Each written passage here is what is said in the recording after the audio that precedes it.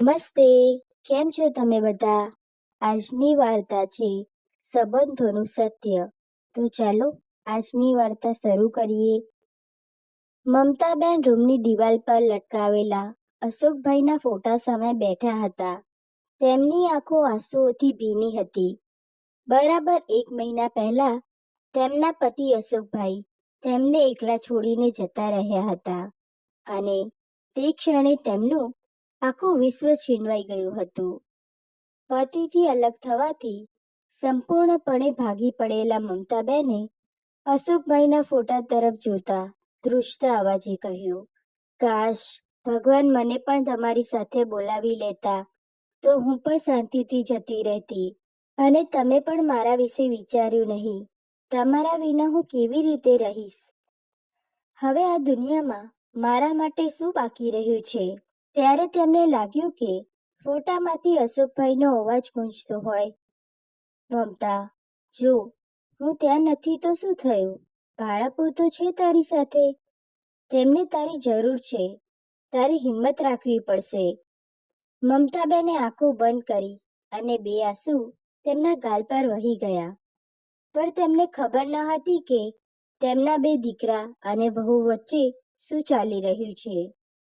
તે આ બાબતોથી અજાણ હતા. મમતાબેન પોતાના દુઃખથી ઉભરી શક્યા ન હતા. ત્યારે બંને દીકરા અને વહુઓ બહાર હોલમાં બેઠા હતા અને એક અલગ પ્રકારની ચિંતામાં ખોવાયેલા હતા.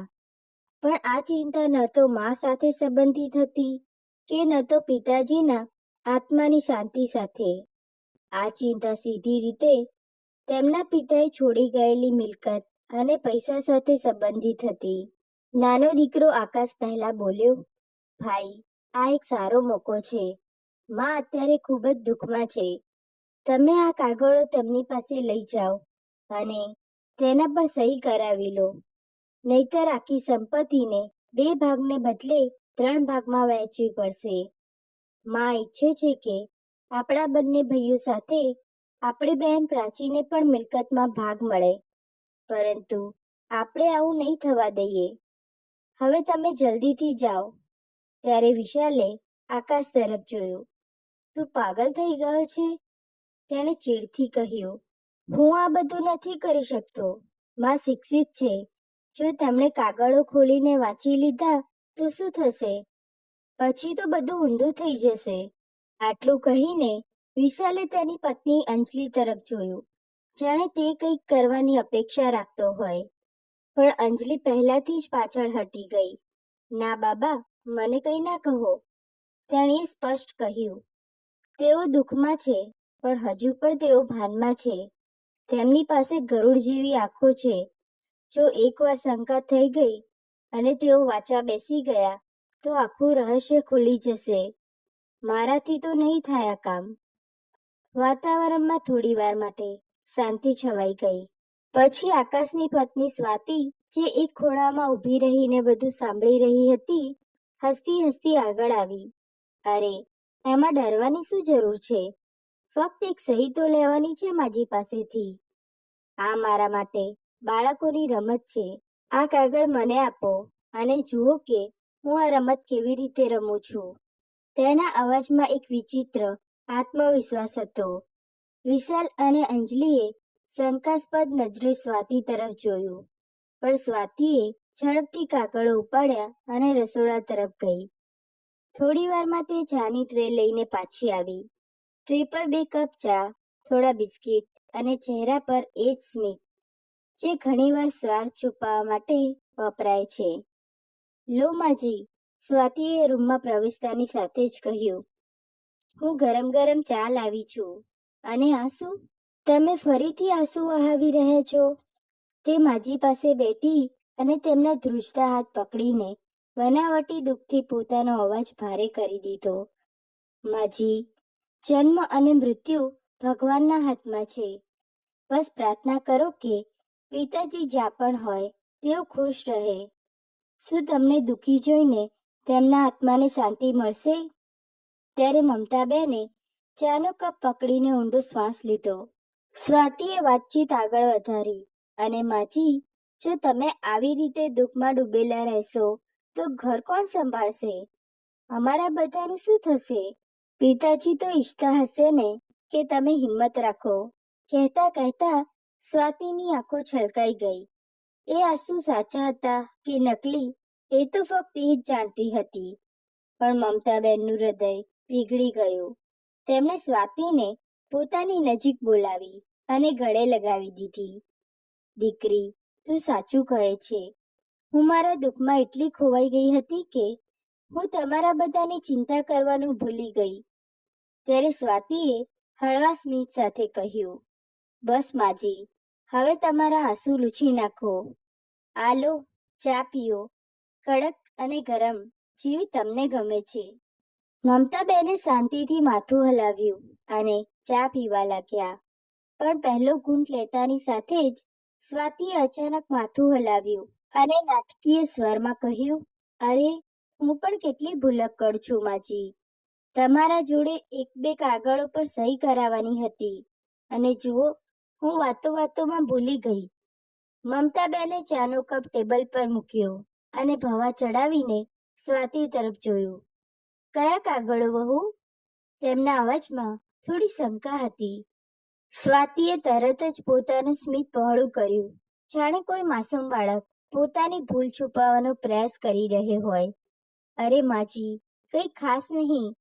ભાઈ ભાભી મને કહી રહ્યા હતા કે પિતાના ગયા પછી કેટલીક ઔપચારિકતાઓ પૂરી કરવાની છે. બસ આ કાગળો તેના સંબંધિત છે.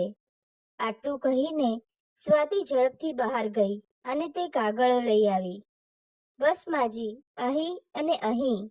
તેણે બે જગ્યાએ આંગળી રાખીને કહ્યું, તમે જલ્દી સહી કરી દો, નહીતર ચા ઠંડી થઈ જશે.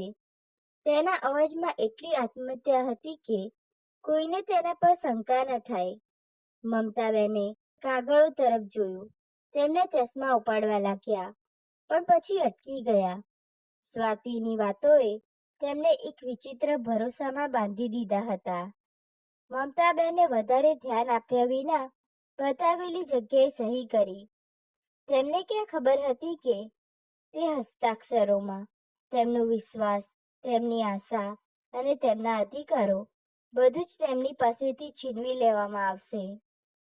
પ્રેમના માસ્ક પાછળ શબ્દોથી મોહિત કરીને સ્વાતિએ એ કામ કરી બતાવ્યું હતું જે બીજું કોઈ કરી શક્યું ન હતું. મમતાબેને કાગળો પર સહી કરતાની સાથે જ સ્વાતિએ ઝડપથી કાગળો ભેગા કર્યા અને કહ્યું, માજી, તમે ચા પીઓ, હું આવું છું. હવે તેના ચાલવામાં એક વિચિત્ર ચપળતા હતી. આ બાજુ રૂમની બહાર આંગણામાં વિશાલ, અંજલિ અને આકાશ અધીરાઈથી સ્વાતિની રાહ જોઈ રહ્યા હતા. સ્વાતિ બહાર આવી કે તરત જ અંજલિની આંખો તેના હાથોમાં કાગળ જોઈને ચમકી ગઈ. થઈ ગયું? તેણે ફટાકથી પૂછ્યું. સ્વાતિએ વિજય સ્મિત સાથે માથું હલાવ્યું. હા, થઈ ગયું. માજીએ સહી કરી દીધી. મેં કહ્યું હતું ને, આ મારા માટે ડાબા હાથનું કામ છે. તેણીએ કાગળો વિશાલ તરફ લંબાવ્યા, જાણે તે ટ્રોફી બતાવી રહી હોય. વિશાલે કાગળો લીધા અને ઝડપથી કાગળો જોવા લાગ્યો. અંજલિએ આશ્ચર્યથી પૂછ્યું, શું તેમને શંકા ન ગઈ? શંકા? બિલકુલ નહીં. સ્વાતિએ ગર્વથી કહ્યું. મેં એવું ભાવાત્મક વાતાવરણ બનાવ્યું કે તેઓ સમજી શક્યા નહીં કે સાચો હેતુ શું છે. મેં માજીના આંસુ પણ લૂછી નાખ્યા અને કામ પણ નીકાળી લીધું. ત્રણેયના ચહેરા પર સંતોષનું સ્મિત ફેલાઈ ગયું. મમતાબેનને એ કાગળ ઉપર સહજતાથી સહી કરી નાખી હતી. તેમાં તેમને સહેજ પણ શંકા ના થઈ. અને કેમ થતી? આજે પણ તેમનું હૃદય એ માનવા તૈયાર ન હતું કે તેમના પોતાના બાળકોના હૃદયમાં કોઈ કપટ હોઈ શકે છે. તેમના માટે તેમનો પરિવાર તેમનું ગૌરવ હતું. જ્યાં સુધી અશોકભાઈ જીવિત હતા ત્યાં સુધી આ ઘરમાં દરેક બાબતોમાં વડીલોનો અભિપ્રાય સર્વોચ્ચ માનવામાં આવતો હતો. અશોકભાઈનો પરિવારમાં ઘણો રોબ હતો. દીકરાઓ પોતાના માતા પિતાના ચરણોમાં દુનિયા જોતા હતા અને વહુઓ એવી હતી કે પોતાની સાસુની સલાહ લીધા વિના કોઈ કામ ના કરતી. ઘણીવાર મમતાબેન ચીડાઈને કહી પણ દેતા, વહુ, તું ભણેલી ગણેલી સમજદાર છે, તને જે યોગ્ય લાગે તે કર. પણ વહુ હંમેશા હસતી અને જવાબ આપતી, ના માજી, તમે જીવન જોયું છે, તમારાથી સારી સલાહ કોણ આપી શકે? આટલું સમર્પણ જોઈને મમતાબેન અને અશોકભાઈ બંને ક્યારેક પોતાના નસીબના વખાણ કરતા થાકતા નહીં. ઘણીવાર ખાનગીમાં વાત કરતી વખતે અશોકભાઈ કહેતા, મમતા, ખબર નહીં આપણે કયા સારા કાર્યો કર્યા હશે કે આપણને આટલા પ્રતિભાશાળી દીકરાઓ અને વહુ મળ્યા, નહીતર આજકાલ વાતાવરણ ખૂબ જ ખરાબ છે. અશોકભાઈ સરકારી નોકરીમાંથી નિવૃત્ત થયા હતા. નિવૃત્તિ પહેલા તેમણે તેમના દીકરાઓને કપડાની દુકાન ખોલીને આપી હતી. કપડાની દુકાન પણ ખૂબ સારી રીતે ચાલી રહી હતી. બંને દીકરાઓ વિશાલ અને આકાશ દુકાન ખૂબ સારી રીતે સંભાળી રહ્યા હતા. નિવૃત્તિ પછી અશોકભાઈએ પણ પોતાના દીકરાઓને દુકાનમાં મદદ કરવાનું શરૂ કર્યું. પરિવારના ખર્ચથી લઈને સમાજમાં માન સન્માન સુધી બધું બરાબર ચાલી રહ્યું હતું. પણ તે રાતે બધું જ બદલી નાખ્યું. અશોકભાઈ તે દિવસે દુકાનેથી થાકીને પાછા ફર્યા હતા. રાતનું ખાવાનું ખાતી વખતે તેમને અચાનક શ્વાસ લેવામાં તકલીફ થવા લાગી.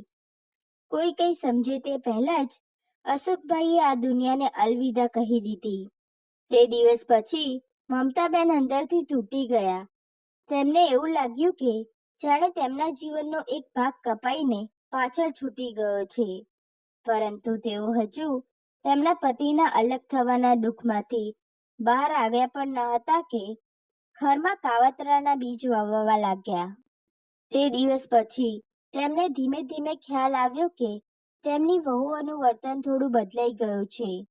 સ્વાતિ, જે તેની સાસુના હાથમાં ખાવાનું લાવીને આપતી હતી, તે હવે તેના રૂમમાંથી બહાર આવતી ન હતી. અંજલિ, જે દરરોજ સવારે ઘરકામ પૂરું કરતી હતી, હવે માથાના દુખાવાનું બહાનું બનાવીને ઘણીવાર મોડી ઉઠતી હતી. રસોડું હવે મમતાબેનના હાથમાં આવી ગયું હતું.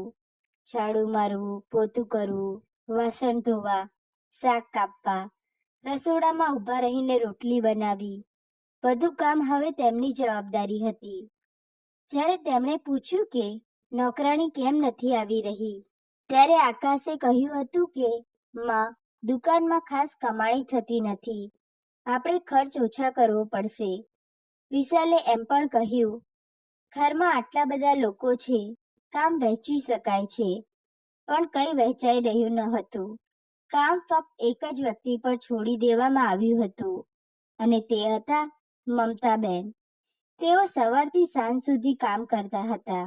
તેઓ થાકી જતા હતા, પણ તેઓ ફરિયાદ કરતા ન હતા.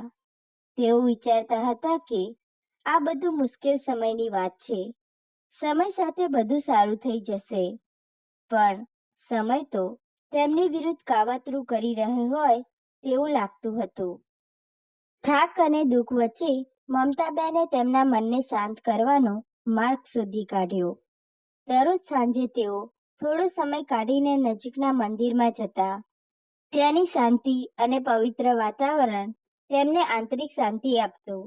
પણ આ શાંતિ લાંબો સમય સુધી ટકી શકી નહીં. બંને પુત્રવધુઓ અંજલિ અને સ્વાતિ તેમની આ આદત માટે તેમને ટોણા મારવા લાગી. એક સાંજે જ્યારે મમતાબેન મંદિર જવા માટે તૈયાર થઈ રહ્યા હતા, ત્યારે અંજલિએ કટાક્ષભર્યા સ્વરમાં કહ્યું, માજી, આ શું? તમારા પૌત્ર પૌત્રીઓ અમને ખૂબ હેરાન કરે છે. ઘરકામ ક્યારે પૂરું નથી થતું અને તમને ફરવાની પડી છે. તમે દરરોજ નવી સાડીઓ પહેરીને કોને મળવા જાઓ છો? સ્વાતિએ પણ તરત જ કટાક્ષ કરતા કહ્યું, હા માજી, તમે આટલું સજી ધજીને ક્યાં જાઓ છો? આ સાંભળીને મમતાબેનનું હૃદય ધ્રુજી ગયું. હું ફક્ત મંદિર જાઉં છું દીકરી, તેમણે ધ્રુજતા અવાજમાં કહ્યું. પરંતુ તેમના શબ્દોની અવગણના કરવામાં આવી. અંજલિએ તરત જ કામની યાદી ગણાવવાનું શરૂ કરી દીધું. માજી, આ કપડાં ધોવાના છે અને રસોડામાં શાક કાપવાનું છે. સ્વાતિ પણ પાછળ ન રહી અને બોલી, હા, અને બાળકો માટે ખાવાનું પણ બનાવવાનું છે. પૂજા પાઠ ઘરે પણ કરી શકાય છે. તેના માટે સજી ધજીને મંદિર જવું જરૂરી નથી. તે દિવસ પછી મમતાબેને મંદિર જવાનું બંધ કરી દીધું અને એ જ જૂની ઝાંખી સાડીઓ પહેરવાનું શરૂ કરી દીધું. તેમના ચહેરા પરનું તે હળવું સ્મિત પણ ક્યાંક ખોવાઈ ગયું. ખાસ કરીને ઉદાસી વચ્ચે મમતાબેનનું સ્વાસ્થ્ય પણ બગડતું ગયું. તેમના હાડકામાં દુખાવો થવા લાગ્યો. તે દિવસે દુખાવો એટલો તીવ્ર હતો કે તેઓ આખી રાત એક બાજુથી બીજી બાજુ પડખા ફેરવતા રહ્યા. સવારે તેમણે વિચાર્યું કે તે દવા લઈ આવશે, પરંતુ જ્યારે તેમણે કબાટ ખોલ્યું ત્યારે તેમને એક પણ રૂપિયો મળ્યો નહીં. પહેલા ઘરનો બધો ખર્ચ તેમના હાથમાં હતો, પરંતુ અશુકભાઈ ગયા પછી અંજલિ અને સ્વાતિએ ઘરનો કબજો પોતાના હાથમાં લઈ લીધો હતો.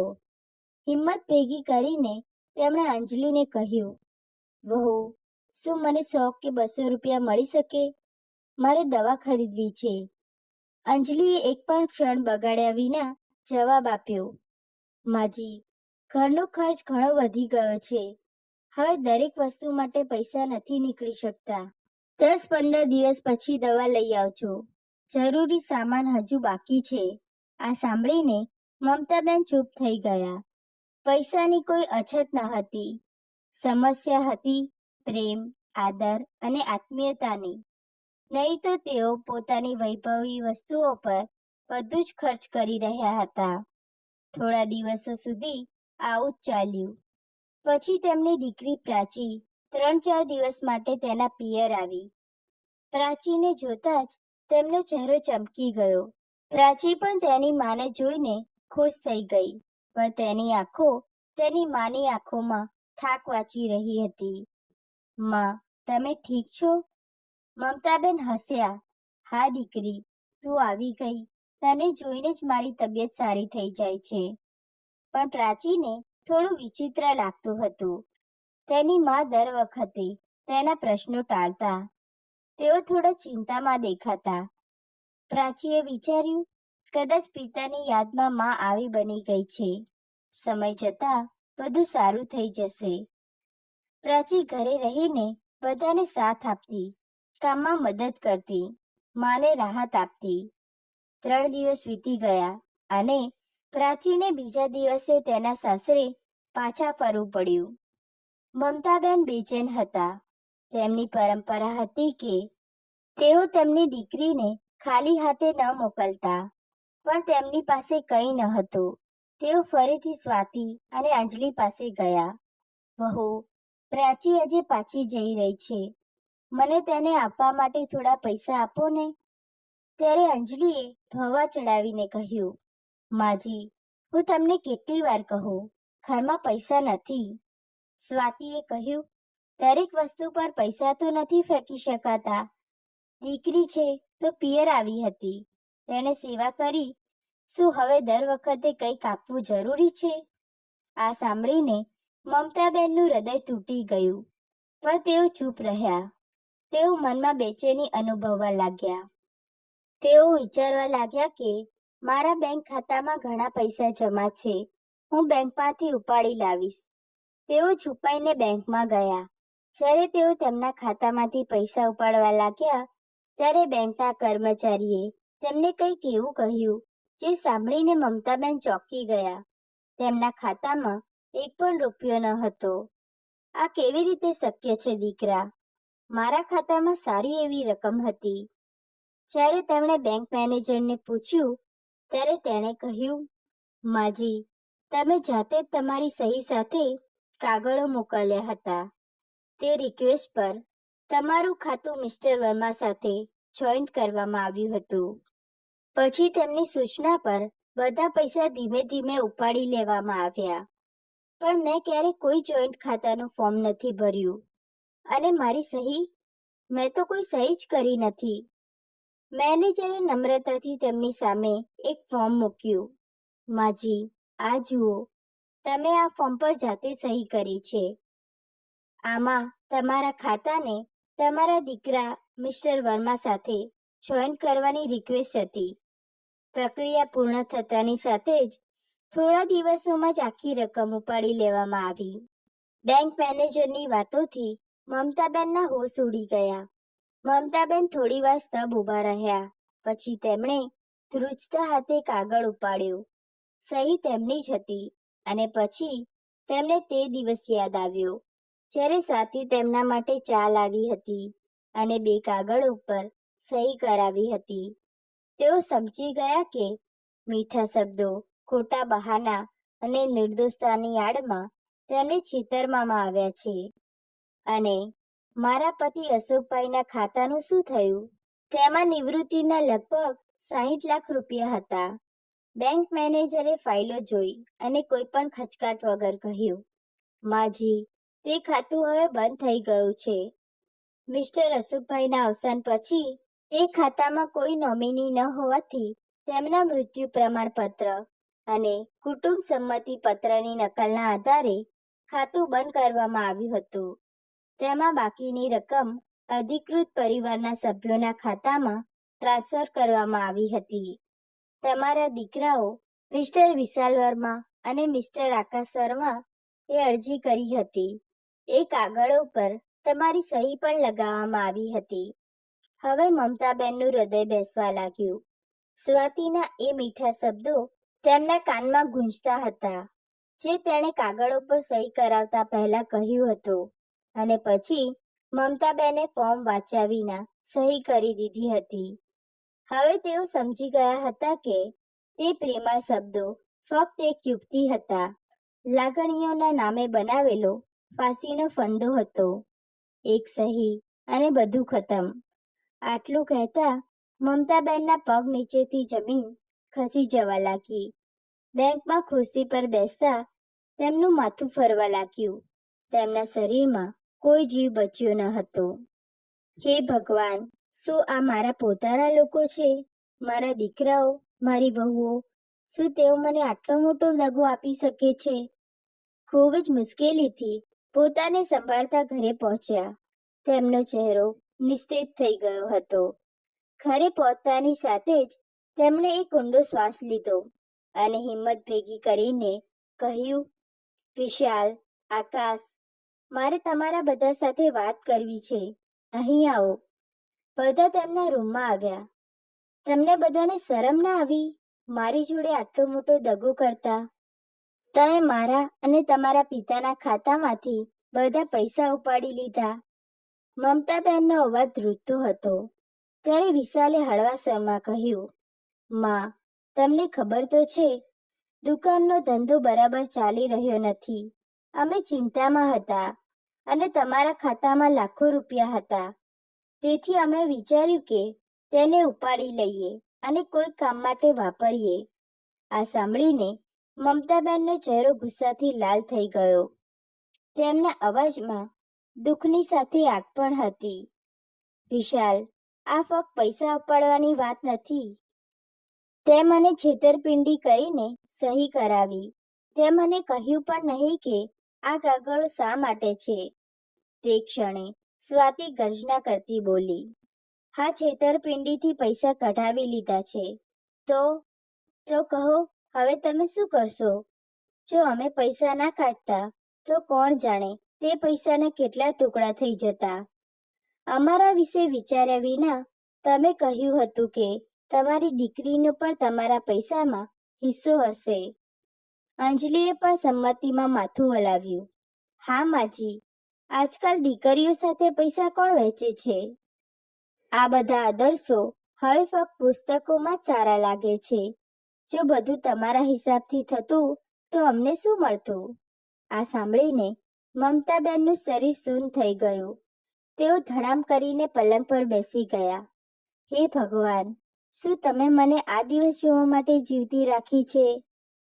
માં, વધારે પડતું નાટક ન કરો. તમે જ સહી કરી હતી અને આમ પણ તે પૈસા પર અમારો જ હક હતો. અમે અમારા પોતાના પૈસા લીધા છે. અમે કંઈ ચોર્યું નથી. પ્રાચી જે અત્યાર સુધી ચૂપ બેઠી હતી તે અંદરથી ધ્રુજી ગઈ. તેને વિશ્વાસ નહોતો આવતો કે એ જ ભાઈ, જે ભાઈ માટે માએ આખી જિંદગી બધું જ કર્યું, તે હવે માની આંખોમાં જોઈને બેશરમીથી બોલી રહ્યો હતો. માએ સાચું કહ્યું. તમે લોકોએ જે કર્યું છે તે ફક્ત છેતરપિંડી નથી, પાપ છે. પૈસા માટે આટલા નીચે પડી ગયા. જો મને હિસ્સો નહોતો આપવો તો ના આપતા.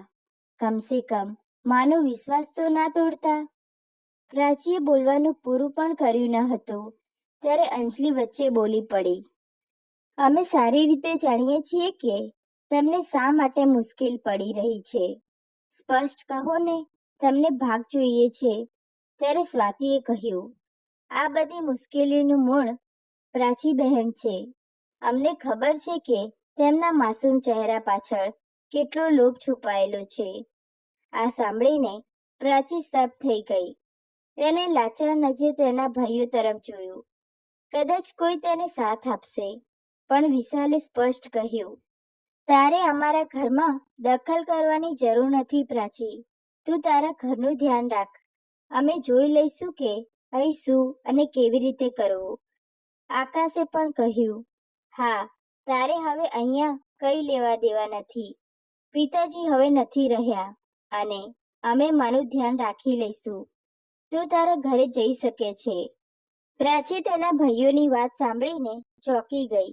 તેને ગુસ્સામાં પોતાની બેગ ઉપાડી અને દરવાજા તરફ જતી વખતે ફક્ત એક જ વાત કહી, આજે હું જઈ રહી છું અને હું આ ઘરમાં ક્યારે પાછી નહીં આવું. ના કોઈ ભાગીદારી માટે, ના કોઈ સંબંધની ભીખ માંગવા માટે. દરવાજો જોરથી બંધ થઈ ગયો. શાંતિ છવાઈ ગઈ અને પછી મમતાબેન બોલી ઉઠ્યા, તમને લોકોને શરમ નથી આવતી? એક દીકરી જેને ક્યારે પોતાના હકો વિશે વાત પણ નહોતી કરી, તેનું આ રીતે અપમાન કર્યું. ત્યારે વિશાલે ગુસ્સામાં કહ્યું, માં, આ હાઈ વોલ્ટેજ ડ્રામા ન કરો. અમને ખબર છે કે તમે આ ઉંમરે તમારા મગજનો વધુ પડતો ઉપયોગ કરવા લાગ્યા છો. જો તમારે આ ઘરમાં રહેવું હોય તો યોગ્ય રીતે રહો, નહીં તો તમે પણ આ ઘર છોડીને જઈ શકો છો. દીકરાઓ દ્વારા બોલાયેલા દરેક શબ્દ માના આત્માને ભેદી રહ્યો હતો. તેઓ નિરાશ થઈને પોતાના રૂમમાં આવીને બેસી ગયા. મારા પતિ હવે નથી રહ્યા. તેઓ એક ઢાલ, એક સન્માન, એક ઓળખ હતા. દીકરીને એટલું સંભળાવ્યું કે તે હવે પાછી ફરીને નહીં આવે અને દીકરાઓને ક્યારે મારી જરૂર હતી જ નહીં. હવે કોના માટે જીવવું, શા માટે જીવવું? આ વિચારતા વિચારતા તેમની આખી રાત પડખા ફેરવતા વીતી હતી. જ્યારે સવારનું પહેલું કિરણ રૂમમાં પડ્યું ત્યારે મમતાબેનનું હૃદય સંપૂર્ણપણે તૂટી ગયું હતું. તેઓ પોતાના રૂમમાંથી બહાર આવ્યા. તેમણે ન તો કોઈને કંઈ કહ્યું કે ન તો કોઈએ તેમને કંઈક પૂછ્યું. તેઓ ચૂપચાપ ઘરની બહાર નીકળી ગયા અને નહેર તરફ જતા રસ્તા પર ચાલવા લાગ્યા.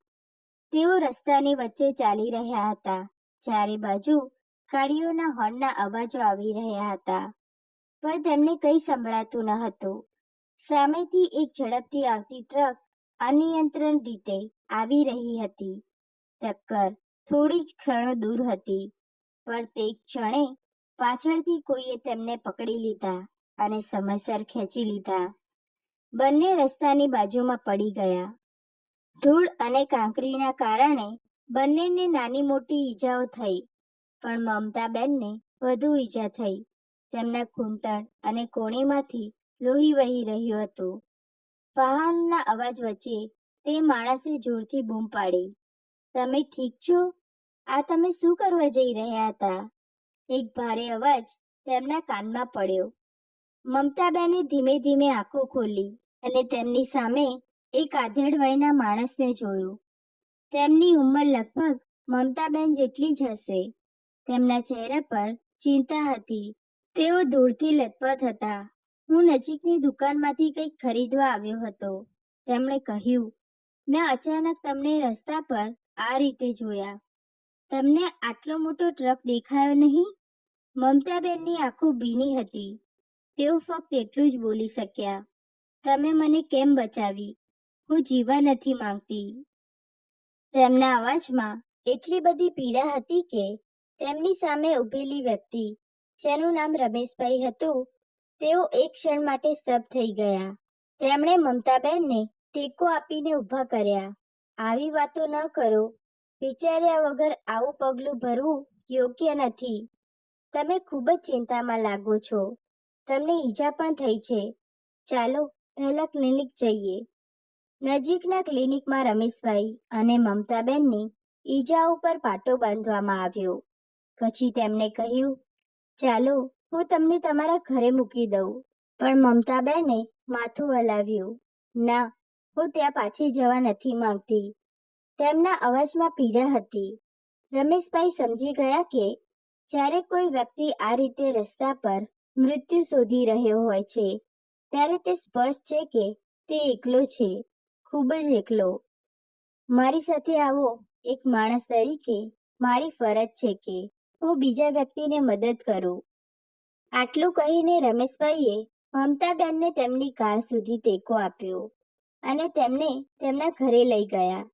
તેમનું ઘર મોટું અને સ્વચ્છ હતું. ત્યાં પહોંચતાની સાથે જ તેમણે પોતાના નોકરને ચા અને નાસ્તાની વ્યવસ્થા કરવા કહ્યું. ઘણા દિવસોથી દુઃખ અને તણાવમાં ડૂબેલા મમતાબેન તે સહાનુભૂતિ જોઈને રડી પડ્યા. રડતા રડતા પોતાનું મન હળવું કરવા લાગ્યા. થોડી ચા પીઓ, તેમની સામે બેઠેલા રમેશભાઈએ કહ્યું. તેઓ ચાનો કપ પકડીને થોડીવાર મૌન રહ્યા, જાણે તેઓ પોતાની અંદર તે શાંતિ એકઠી કરવા માંગતા હોય. પછી રમેશભાઈએ ખૂબ જ નમ્રતાથી પૂછ્યું, જો તમને વાંધો ન હોય તો હું જાણવા માંગુ છું કે તમે આટલું ખતરનાક પગલું કેમ ભરવાના હતા? આ સાંભળીને મમતાબેનની આંખો ફરી ભીની થઈ ગઈ. તેમણે ધીમે ધીમે પોતાની આખી આપવીતી કહી. કેવી રીતે તેમના પોતાના દીકરાઓ અને વહુએ તેમની સાથે દગો કર્યો, કેવી રીતે તેઓએ તેમનું અપમાન કર્યું, કેવી રીતે તેઓ એક એક પૈસા પર નિર્ભર બની ગયા હતા. મને હવે જીવવાનો કોઈ હેતુ નથી દેખાતો, તેઓ બબડ્યા. રમેશભાઈએ ઊંડો શ્વાસ લીધો. જુઓ મમતાજી, તમારી સાથે જે થયું તે ખૂબ જ ખોટું છે, પણ આ જીવન ભગવાન તરફથી ભેટ છે. તેનો અંત લાવવાનો અધિકાર આપણી પાસે નથી. તમે આ ઘરમાં આરામથી રહી શકો છો. અહીં કોઈ તમને ખલેલ નહીં પહોંચાડે અને તમને કોઈ વસ્તુની ખોટ નહીં પડે. 4 દિવસ વીતી ગયા. મમતાબેન રમેશભાઈના ઘરે હતા. રમેશભાઈ સવારે પોતાના કારોબાર માટે નીકળી જતા અને સાંજે પાછા ફરતા, પરંતુ મમતાબેનનું સંપૂર્ણ ધ્યાન રાખવાની નોકરને કડક સૂચના આપીને જતા. આ 4 દિવસમાં મમતાબેન ઘણી હદ સુધી સ્વસ્થ થઈ ગયા હતા. તેમણે ઘરના નાના કામોમાં મદદ કરવા લાગ્યા હતા, જેથી તેઓ પોતાને વ્યસ્ત રાખી શકે. પરંતુ એક વાત તેમને પરેશાન કરી રહી હતી. તેઓ ક્યાં સુધી બીજાના ઘરે રહેશે? તેમનો રમેશભાઈ સાથે કોઈ સંબંધ ન હતો. બીજી બાજુ રમેશભાઈ પણ આ વાતની ચિંતામાં હતા. સમાજ તેમના પર આંગળી ચીંધશે તેનો ડર તેમને બેચેન કરી રહ્યો હતો. એક સાંજે જ્યારે તેઓ ઘરે પાછા ફર્યા, ત્યારે તેમણે મમતાબેન સાથે ખુલીને વાત કરવાનું નક્કી કર્યું. મમતાજી, તેમણે નમ્રતાથી કહ્યું, આપણે હવે સારા મિત્રો બની ગયા છીએ. એક માણસ તરીકે હું તમને મદદ કરવા માંગુ છું, પણ સમાજની નજર, તેઓ આપણને ગેરસમજ કરી શકે છે. હું એકલો છું. મારી પત્ની ઘણા વર્ષો પહેલા ગુજરી ગઈ છે અને મારે કોઈ બાળકો નથી. જો તમને ઠીક લાગે તો શું આપણે લગ્ન કરી શકીએ અને જીવનભર એકબીજાને સહારો આપી શકીએ? આ રીતે સમાજ આપણી સામે આંગળી નહીં ચીંધશે અને આપણે બંને આ એકલતાને દૂર કરી શકીશું. જો તમને લાગે કે મેં જે કહ્યું તે ખોટું છે તો મને માફ કરજો. આ સાંભળીને મમતાબેન સ્તબ્ધ થઈ ગયા. રમેશભાઈની પ્રામાણિકતા અને માનવતા તેમના હૃદયને સ્પર્શી ગઈ. રૂમમાં લાંબી શાંતિ છવાઈ ગઈ. ઘણા સમય પછી તેમણે ધીમેથી કહ્યું, મારા દીકરાઓએ મને જે હાલતમાં છોડી દીધી, ત્યાંથી હું મારા જીવન સમાપ્ત કરવા જઈ રહી હતી. હવે મને તેમની કોઈ પરવા નથી. હું તમારો પ્રસ્તાવ સ્વીકારું છું, પણ કહો, રમેશભાઈએ કહ્યું. પછી મમતાબેને કહ્યું, હું મારી દીકરી પ્રાચી સાથે એકવાર વાત કરવા માંગુ છું. તે પહેલા હું કોઈ નિર્ણય નથી લેવા માંગતી. રમેશભાઈએ તરત જ મોબાઈલ ઉપાડ્યો અને નંબર ડાયલ કર્યો. ફોનની ઘંટડી વાગતા જ પ્રાચીનો અવાજ આવ્યો.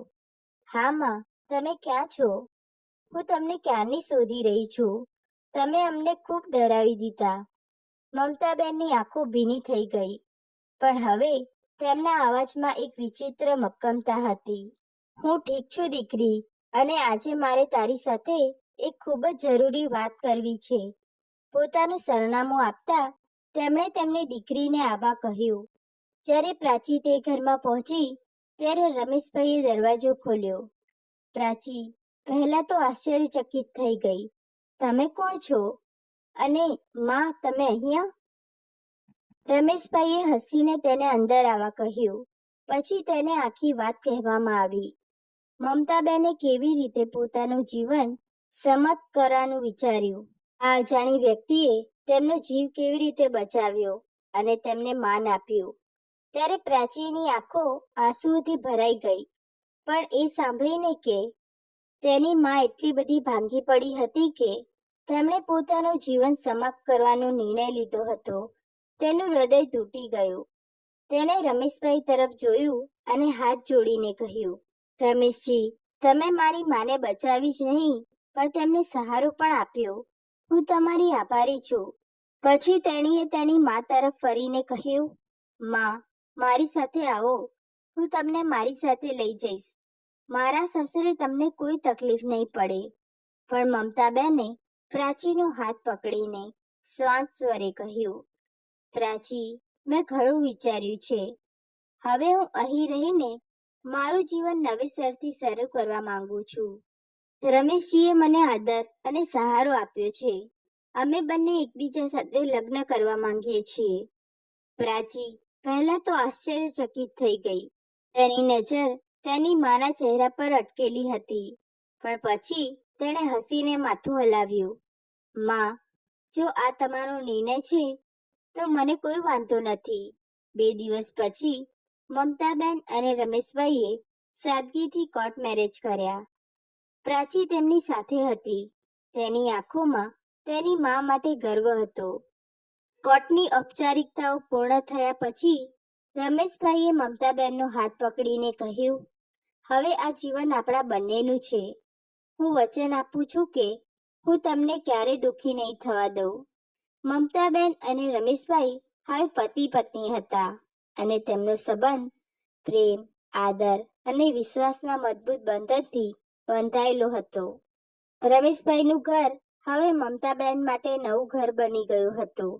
બંને એકબીજા સાથે ખુશીથી રહેવા લાગ્યા. રમેશભાઈનો સોનીનો ધંધો સારો ચાલી રહ્યો હતો. ઘરમાં નોકરો હતા, તેથી ઘર ચલાવવામાં કોઈ સમસ્યા ન હતી. મમતાબેન હવે તેમના પતિને તેમના વ્યવસાયમાં મદદ કરવા લાગ્યા હતા. તેમણે દુકાન પર બેસીને ગ્રાહકો સાથે વાત કરવાની હતી અને વ્યવસાયની નાની નાની જવાબદારીઓ નિભાવવામાં સારું લાગવા લાગ્યું હતું. વર્ષો પછી તેમને બહાર જઈને કામ કરવાનો મોકો મળ્યો હતો અને આ નવા અનુભવથી તેમનું મન શાંત થયું.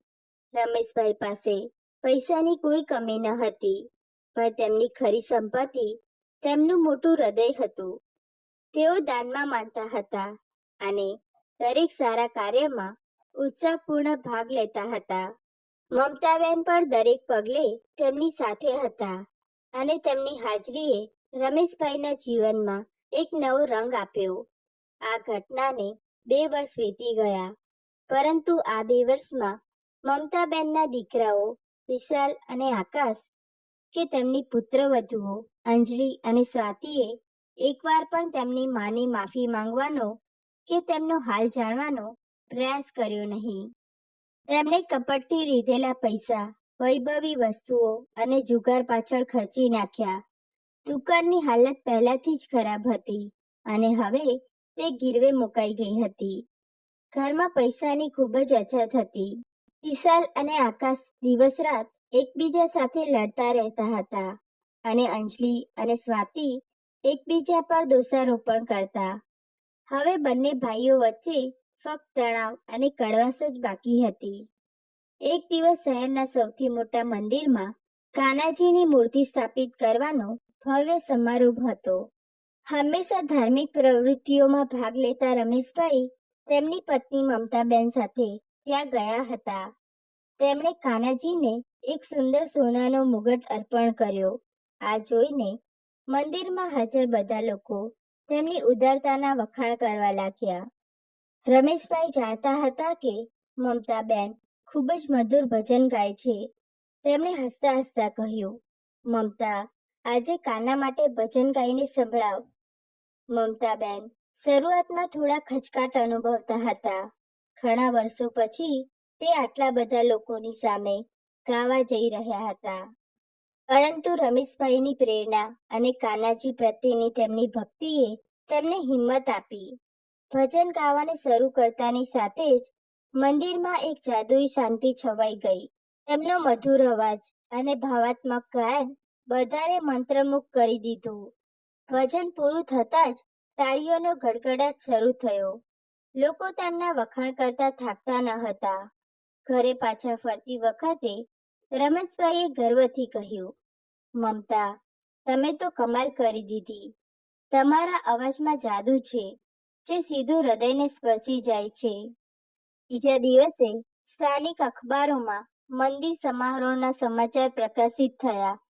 મુખપૃષ્ઠ પર રમેશભાઈ અને મમતાબેનનો ફોટો હતો, જેમાં તેઓ કાનાજીને સોનાનું મુગટ અર્પણ કરી રહ્યા હતા. મમતાબેનની પણ સમાચારમાં ચર્ચા થઈ હતી. સવારનો સમય હતો. વિશાલ ચાનો કપ લઈને બાલ્કનીમાં બેઠો હતો અને અંજલિ અખબાર લઈને તેની બાજુમાં બેઠી હતી. અંજલિએ અખબાર ઉલટાવ્યું અને ત્રીજા પાના પર પહોંચતાની સાથે જ તેના હાથમાંથી અખબાર લગભગ પડી ગયું. અરે, આ શું? તેની આંખો પોળી થઈ ગઈ. ફોટામાં મમતાબેન હતા, સંપૂર્ણપણે સજ્જ, કપાળ પર સિંદૂર. તેમની બાજુમાં એક આદરણીય પુરુષ રમેશભાઈ ઊભા હતા. હેડલાઇનમાં લખ્યું હતું, શહેરના પ્રખ્યાત ઉદ્યોગપતિ રમેશભાઈ અને તેમની પત્નીએ શ્રી કૃષ્ણ મંદિરમાં સોનાનો મુગટ અર્પણ કર્યો. જુઓ જુઓ વિશાલ, આ માજી છે ને? તેણીએ ગભરાટમાં કહ્યું. વિશાલે અખબાર તરફ જોયું અને નજર ફોટા પર અટકેલી રહી ગઈ. માં, પણ આ માણસ કોણ છે? અંજલિએ કહ્યું, કદાચ તેમણે ફરીથી લગ્ન કરી લીધા છે. વધુ જુઓ, શહેરના એક પ્રખ્યાત ધનિક માણસ છે. બંને એક ક્ષણ માટે મૌન રહ્યા. પછી અંજલિએ ધીમેથી કહ્યું, વિશાલ, આપણે મા પાસે જવું જોઈએ. જુઓ, આપણી હાલત પણ ખરાબ છે. દુકાન બંધ છે, દેવું વધી રહ્યું છે. કદાચ મદદ કરી દે. ત્યારે વિશાલે કહ્યું, હા, તે આપણી મા છે. હું તેને બાળપણથી ઓળખું છું. તેમનું હૃદય બાળકો માટે મીણ જેવું છે. તેઓ આપણને જોઈને પીગળી જશે. અંજલિએ પોતાની શંકા વ્યક્ત કરી. સ્વાતિ અને આકાશને કંઈ ખબર ન પડવી જોઈએ, નહીતર તેઓ પણ આવશે. વિશાલે સંમતિ આપી અને તેમણે કાનોકાન ખબર નહીં પડે. આપણે ચૂપચાપ જઈશું. હવે તેઓ ક્યાં રહે છે તે શોધવાનું બાકી છે. જી બાજુ આકાશ તેના લેપટોપ પર નોકરીની અરજી ભરી રહ્યો હતો. એટલામાં જ તેના મિત્ર અખિલેશે ફોન કર્યો. સાંભળ, મેં આજે છાપામાં તારી માનો ફોટો જોયો. આ સાંભળીને આકાશ ચોંકી ગયો. તું શું બકવાસ કરે છે? અરે, બકવાસ નહીં, સાચું. તારી માએ ફેશન જ્વેલર્સના માલિક રમેશભાઈ સાથે લગ્ન કર્યા છે. તેમણે મંદિરમાં સોનાનો મુગટ અર્પણ કર્યો હતો અને તેમનો ફોટો અને સમગ્ર સમાચાર અખબારમાં પ્રકાશિત થયા છે.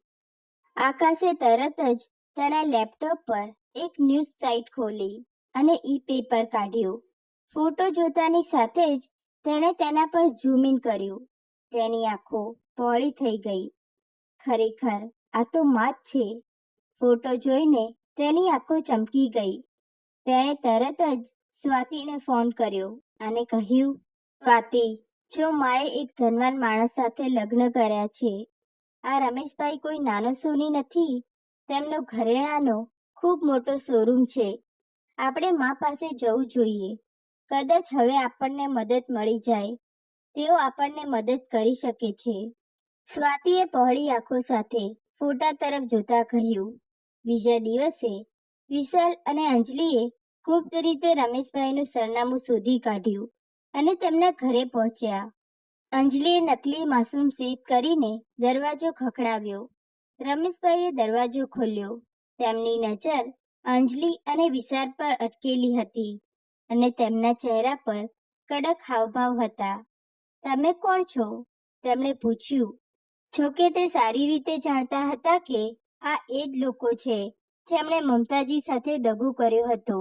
વિશાલે ખચકાટ સાથે કહ્યું, હું મમતાબેનનો દીકરો છું અને આ તેમની વહુ છે. હું મારી માને મળવા આવ્યો છું. રમેશભાઈએ કંઈ પણ બોલ્યા વિના તેમને અંદર આવવાનો ઇશારો કર્યો. વિશાલ અને અંજલિ ઘરમાં પ્રવેશ્યા કે તરત જ તેમની આંખો આશ્ચર્યથી પહોળી થઈ ગઈ. રમેશભાઈનું ઘર સાદું પણ વૈભવી હતું. સ્વચ્છ, સુવાળું ફર્નિચર અને દરેક ખૂણામાં સમૃદ્ધિની ઝલક. અંજલિએ વિશાલનો હાથ દબાવ્યો અને ફફડાટથી કહ્યું, જો માજીનું નસીબ બદલાઈ ગયું છે.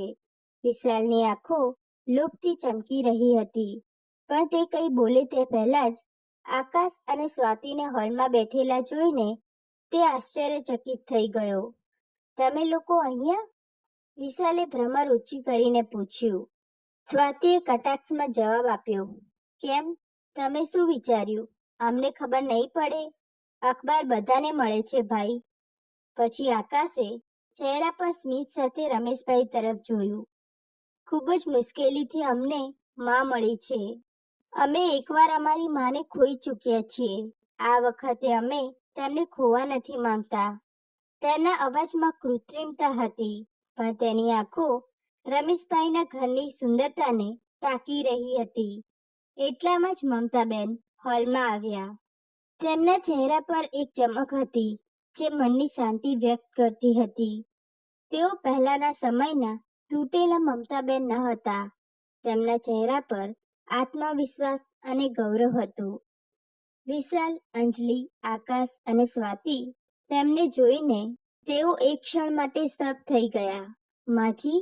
અંજલિ આશ્ચર્યથી બબડાટ કરી. તેઓ આ નવા સ્વરૂપમાં તેમની માને ઓળખી શક્યા નહીં. ચારે દીકરા અને વહુઓ તેમની તરફ દોડી ગયા. વિશાલ તરત જ તેમના પગે લાગ્યો અને કૃત્રિમ આંસુ સાથે કહ્યું, માં, અમે તમને બધે શોધ્યા. અમે ખૂબ જ મોટી ભૂલ કરી છે. તમારી સાથે આવું વર્તન કરીને અમે પાપ કર્યું છે. અમને માફ કરી દો.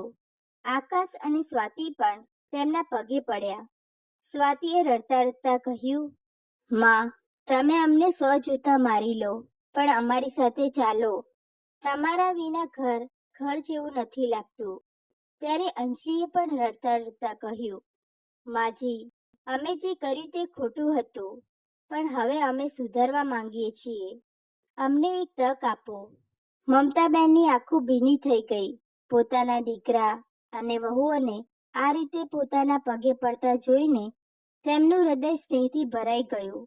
એક ક્ષણ માટે તેમને તે દિવસો યાદ આવ્યા જ્યારે આ બાળકો તેમની આંચળમાં રમતા હતા, પણ પછી તેમને ભવા ચડાવી દીધા. તેમને થોડા દિવસો પહેલા રમેશભાઈએ કહેલી વાત યાદ આવી. મમતા, તું તારા વિશ્વાસઘાતી દીકરાઓને ભલે માફ કરી દે, પણ ફરી ક્યારે તેમના પર વિશ્વાસ ના કરતી. પછી તેમણે મનમાં પોતાને ચેતવણી આપી, મમતા, લાગણીઓમાં ડૂબી ન જા. આ વાત પોતાની જાતને કહેતી વખતે તેમની સામે તે બધી યાદો ઝળહોળી ઉઠી. તે વિશ્વાસઘાત જ્યારે તેમના દીકરાઓએ તેમના અને અશોકભાઈના ખાતામાંથી પૈસા પડાવી લીધા હતા. તેમને એક એક પૈસા માટે ભીખ માંગતા કરી દીધા હતા. તે દિવસે પ્રાચીને અપમાનિત કરીને ઘરમાંથી કાઢી મૂકવામાં આવી હતી અને તે ક્ષણ જ્યારે તેઓ તેમના પુત્રોના વર્તનથી દુઃખી થઈને પોતાનું જીવન સમાપ્ત કરવાના ઈરાદા સાથે નહેર તરફ ચાલી નીકળ્યા હતા. તેમણે આંખોમાં રહેલા આંસુ ગળી લીધા અને કડક પણ શાંત સ્વરે કહ્યું, જુઓ બાળકો, મને ખૂબ ગમ્યું કે તમે મને મળવા આવ્યા, પણ હવે હું અહીં તમારી મા તરીકે નહીં, પણ રમેશજીની પત્ની તરીકે ઊભી છું. તમારી માનું મૃત્યુ તે દિવસે થઈ ગયું હતું જ્યારે તમે તેમનું ગૌરવ તોડી નાખ્યું હતું, તેની સંપત્તિ છીનવી લીધી હતી અને તેને એવી સ્થિતિમાં છોડી દીધી હતી કે તેને મરવાની ફરજ પડી. મમતાબેનના અવાજમાં હવે કોઈ દુઃખ કે નબળાઈ ન હતી. દરેક શબ્દમાં એક મક્કમ નિર્ણય હતો. જો રમેશભાઈએ મને તે દિવસે બચાવી ન હોત તો હું આજે તમારી સામે ન ઊભી હોત. હવે મારા જીવન પર મારો કોઈ અધિકાર નથી, ફક્ત મારા પતિનો તેના પર અધિકાર છે. તમારી માં અહીંયા નથી રહેતી, તે ઘણા સમય પહેલા મૃત્યુ પામી છે, એટલે હવે તમે જઈ શકો છો. આટલું કહીને મમતાબેને દરવાજા તરફ ઇશારો કર્યો. વિશાલ, આકાશ, અંજલિ અને સ્વાતિ સ્તબ્ધ થઈ ગયા. તેમને આશા હતી કે તેમની માં તેમને પ્રેમથી માફ કરશે, પરંતુ મમતાબેનનું આ પાસું તેમને ખબર ન હતી. વિશાલે એક છેલ્લો પ્રયાસ કર્યો. માં, અમને ખરેખર પસ્તાવો છે. અમને બસ એક તક જોઈએ છે. પણ મમતાબેને હાથ ઊંચો કરીને તેને ચૂપ કરાવી દીધો. દીકરા, હું તારી નસે નસ જાણું છું. આજે પણ મને તારી આંખોમાં એ જ લોભ દેખાય છે જે મેં તે દિવસે જોયો હતો જ્યારે તે મને દગો આપ્યો હતો.